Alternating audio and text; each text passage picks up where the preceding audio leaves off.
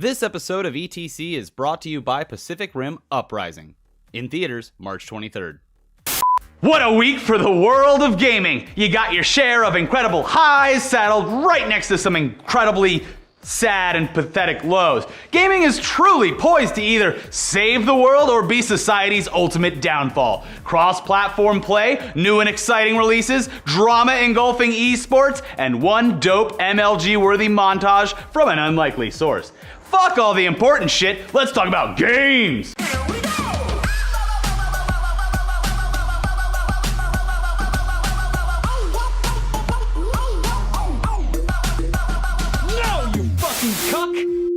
Peggy 18. So we got a bit of an update regarding that White House meeting on video game violence from last week and Trump's goal to make gaming great again by, I don't know, taking all the violence out so the games are literally just loot box opening simulators where the prize is beautiful pieces of virtual clean coal. It'll power your house. The president was joined by the CEOs of Rockstar and ZeniMax, as well as the Entertainment Software Association president, but was also joined by people from advocacy groups and members of Congress. The whole thing was apparently pretty bizarre and boiled down to the members of the video game industry reiterating the fact that there has been no link found between video game violence and real-world violence. The good news, though, I guess, is that there was apparently no serious talk of the government restricting the content of these games, that it was more about what these companies could do voluntarily in order to, this is a quote, make things healthier in society. What he yawned. But the whole thing centered around a dope gaming compilation created by the White House, which showed off some totally badass clips from games like Call of Duty and Sniper Elite. Sadly, they didn't use the shot of a bullet destroying a man's genitals, but after the meeting, the White House actually uploaded that video for everyone to see, with no shame at all. Yeah, seriously, the White House uploaded a video game kill compilation to YouTube. Here, take a look for yourself. Shit. Bowman!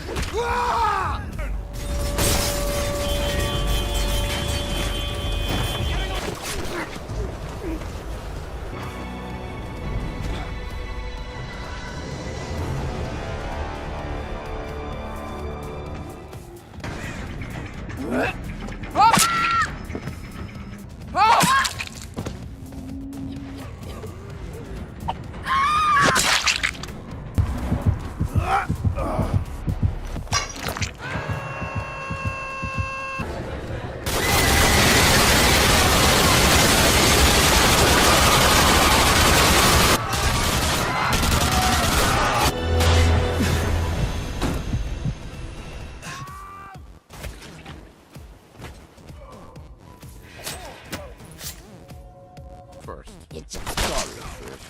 So that's that.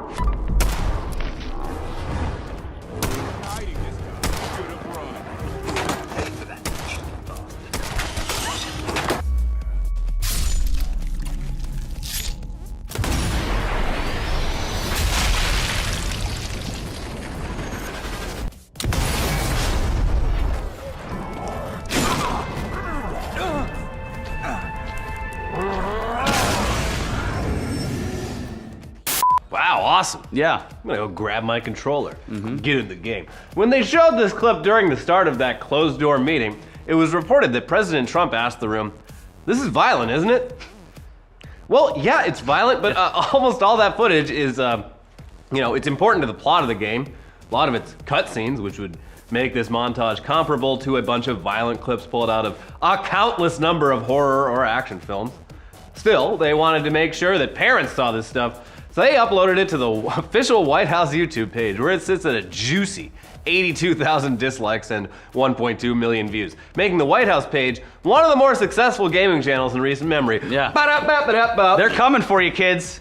Comments on the video included stuff like, "Release date? I pay taxes for this? The White House just got demonetized," and "Where's the Bandicam logo?" I like that one. Yeah. Unregistered hypercam. There were so many demonetized comments, like there's no way that they didn't get struck by the algorithm. Well, the video itself was like unlisted, Yeah, it's so unlisted. I don't even know if that qualifies. Which is still, it shows that the White House is the king of gaming on YouTube because an unlisted video got 1.2 million views. Yeah, so watch out, kids. The only thing this video was missing was a dope dubstep track. Random zoom-ins and hit markers everywhere. Luckily, I wasted 2 hours of my day after this video was released to help the administration out on that front. So here, check this out. Does he think that video games are too violent? Is that why he wants to? It's certainly something that should be looked at and something that we want to have the conversation about.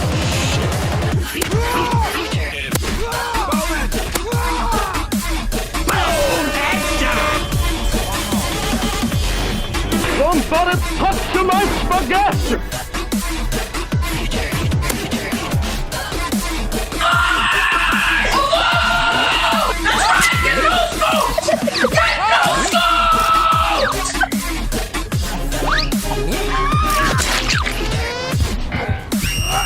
Sit your motherfucking man.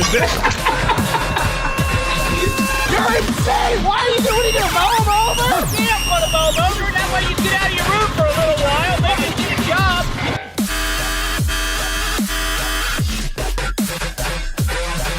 You fucking what, mate? There we go. Much better. But let's get away from all the negative stuff and, oh wait, hold on, there's more.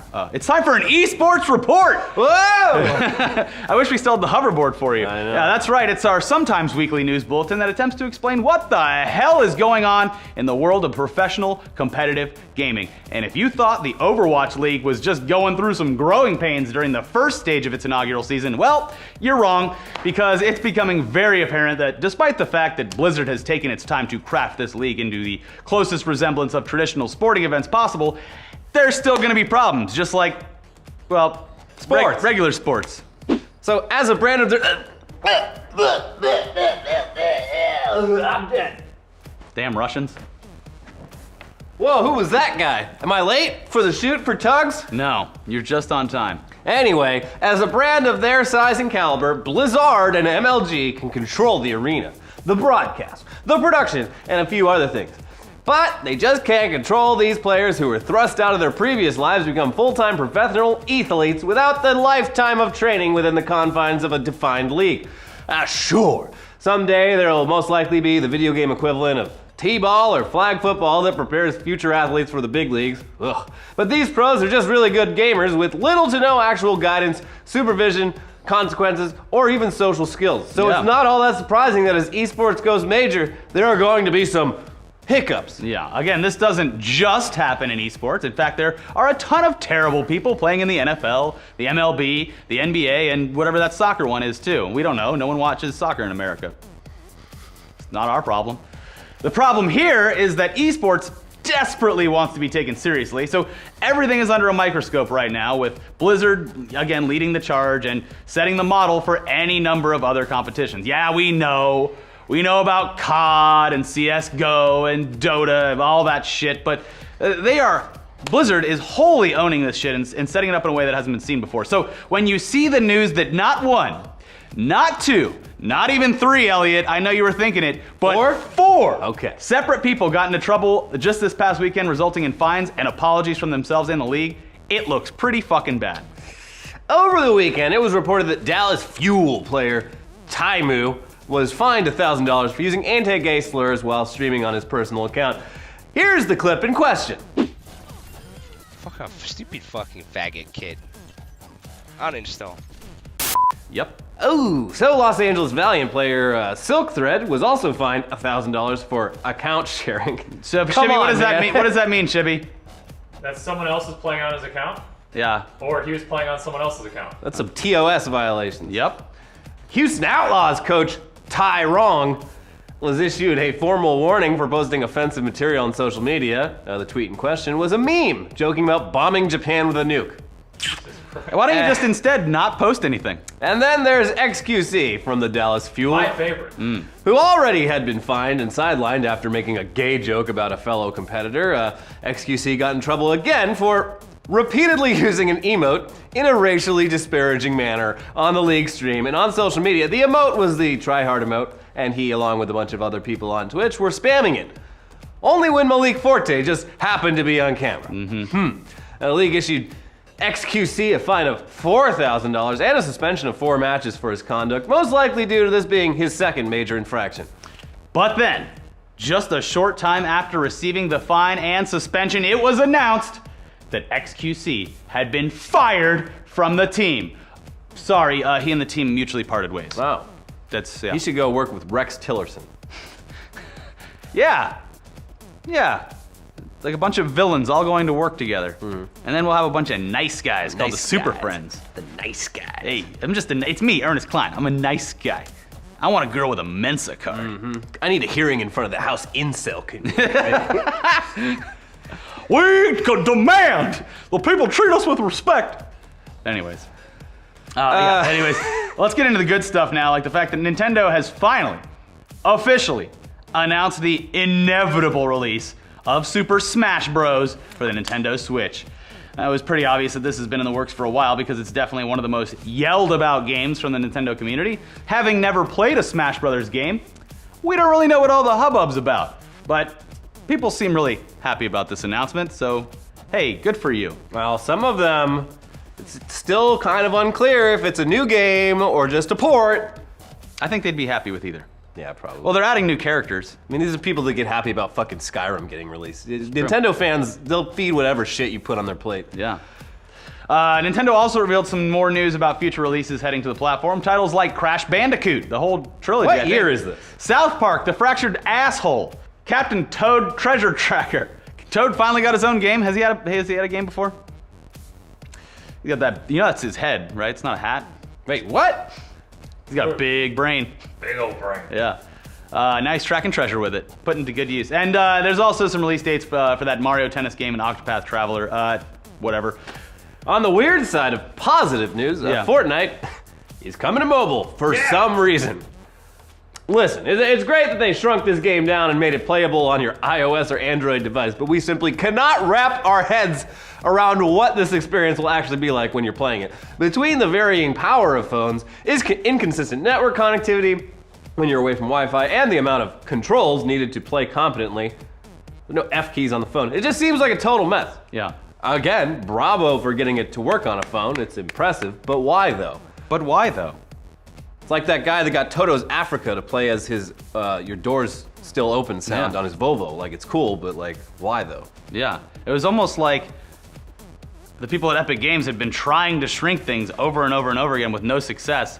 And then, while they were gone, a baseball crashed through the window, striking their machine that puts games on mobile. And then it just happened to be Fortnite walking in front of it. And now, Fortnite has to work its way through the backyard. They should make a movie about that with like a giant ant. Named Auntie. That dies. Yeah. It was a sad movie.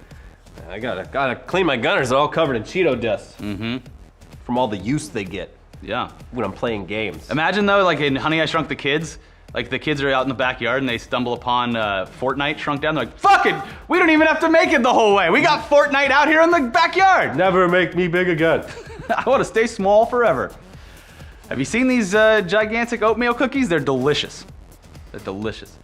Anyways, also to clarify the Fortnite mobile thing for a bit, mobile players will be able to play each other, and there is cross-platform play, but it's entirely opt-in for the masochistic mobile user who wants to, for whatever reason, get destroyed by someone playing on PC. That's the Fortnite mobile challenge. Yeah, Shibby's gonna be called the Mobile Hunter. But speaking of Fortnite cross-platform play, they're going all in on it and will now support cross-platform play between Xbox and PC, as well as PlayStation as PC. Again, the PC crossplay is opt-in for the console users because it just wouldn't be fair to toss them in with PC players automatically. Remember when this happened on accident? Yeah, they actually turned it on. Yeah, well now they got the go-ahead for it. Yeah, still no progress on getting Xbox and PlayStation to work together. Now Xbox is the one saying that PlayStation doesn't want to do it. It's a real game of he said, she said. It's a real North Korea, South Korea deal. Trump's gonna go meet with the president of PlayStation. We need to get the PlayStation and the Xbox working together. It's gonna be great for everyone. Anyways, yeah, I guess it's time, guys, to break down the walls of this man's fort and get him in here for another award-winning review. We're talking about Shibby, and he's back. Better than ever? Well, we'll let you decide. What do you have for us this week, Shibs? Tugs boys and Tugs girls, this week hopefully sans audio issues, I got to sink my gritty, dirty, stinky teeth into a brand new game release from Subset Games. From the makers of FTL, Faster Than Light, one of the best rated Steam games of all time. I'm reviewing Into the Breach. they must have been real upset when Toki Doki Fuckboy Club came out, huh? Doki Doki Literature Club, yeah. Real dumb game. Apparently the T.U.G.S boys love it though. Get it right. Toki though. There we go. Now you might be thinking this is some crazy AAA release or a busted early access game. But unfortunately for those games that I usually shit on because of broken gameplay mechanics or pay-to-win loot boxes, this week's review is actually a refreshing one. Boo. Yeah. For the bargain price bin of $15 on Steam. Into the Breach is a sci-fi turn-based strategy game. Elliot would love it. You command a squad of 3 mechs. Think the movie Pacific Rim. Hey, go see it in theaters March 23rd. Thanks for the sponsorship. There we go. That defends cities or objectives like power plants against an army of giant monsters, which are called the VEK. V-E-K, like neck. You know what I mean. A one-screen grid-based map with each mission with a variety of terrains like forest, desert, ice, and acid. Instead of just surviving the turns, the player wants to actively prevent collateral damage to the city structures to prevent loss of life. Unlike a Marvel movie where demolishing an entire city is fine as long as you capture that one bad guy, that shit does not fly and Into the Breach and the game will be over. Much like FTL, there are roguelike mechanics that if you fail, the current run you're on is over. While personally I did not play a ton of FTL, Into the Breach has a lot less RNG.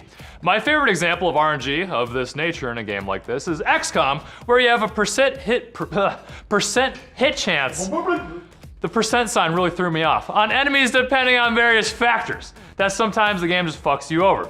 Think the Matrix dodged this scene with Trinity and Agent Smith. I thought you hated movies. Why'd you make 2 references in this? That's all I can do.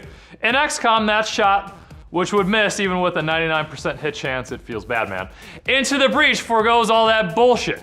Say if your mech is gonna hit something, or the game says it will, it will. If it says an enemy is gonna hit something, it will. You also get to see exactly what the enemy is gonna do. This allows the player, you ass eaters out there, to plan out your turn accordingly. I never felt like the game was purposely bending me over, which is nice. It's challenging, but also fair on the normal difficulty. Overall, I really enjoyed this game for a $15 price tag. Honestly, it's rare that a game by a team of this size actually releases a complete experience, runs perfectly, and treats the player with respect. Matches are quick, and the replay value with the additional mech squads can be refreshing. Subset games? Keep the shit up. 10 out of however many lives I saved, which was like 4.6 billion. Wow, another review where he sucks the taint of a dev for free copies of future releases. You are so transparent, it makes me sick. Give me that fucking hat, you sellout. Let's hear a real review. This week we saw a resurgence in Bloodborne because it's apparently available for free on PlayStation Plus or some shit, I don't know. So before you actually check that game out, here's a review of Bloodborne from Amazon user Girl Loving Life, who titled their review, "But this was like being trapped in a nightmare." Here's what they had to say. I'm not against over-the-top violence in games. I got a kick out of sawing enemies in half in Gears of War. It's my girl voice. Oh. But this game is like being trapped in a nightmare. The characters are unintelligible and creepy. There's no positive storyline, or any real storyline as far as I could tell. Just hack and slash. The environment is beautifully depressing. The gameplay is nothing new, but the developers assume you already know how to equip your character and what all the mystical attributes are. I didn't play it long enough for it to become difficult, but chose to return to it after a few hours. Took a few days to wipe it from my mind. I'm not sure why so many others give it high ratings, or why dystopias have become the norm in video games and movies these days. Is this what the latest generation is attracted to? 1 star. Because for some reason they're not attracted to me, damn it. Is this what people want? Men only want one thing, and it's disgusting. Great video games. It's true. Good gameplay. Great mechanics, it's true. Anyways, be sure to watch our charity stream this Friday. It starts at 2 p.m. live on this channel and on our Twitch. Hey, you like games? How about 8 hours of games? 8 hours of games. Live on this channel at 2 p.m. and our Twitch channel, twitch.tv/etc_show. So be sure to subscribe to this channel if you're not already, and follow us on Twitch. And be sure to check out our other videos. We did a live stream on Monday with TV's Joel Rubin, where we answered your burning questions and talked about movies and stuff and how OJ did it. Anyways, also watch last week's episode of T.U.G.S, where something happens, I'm sure. These kind of things, they kind of all just mesh together after a while. We should cancel this show again. Cancel.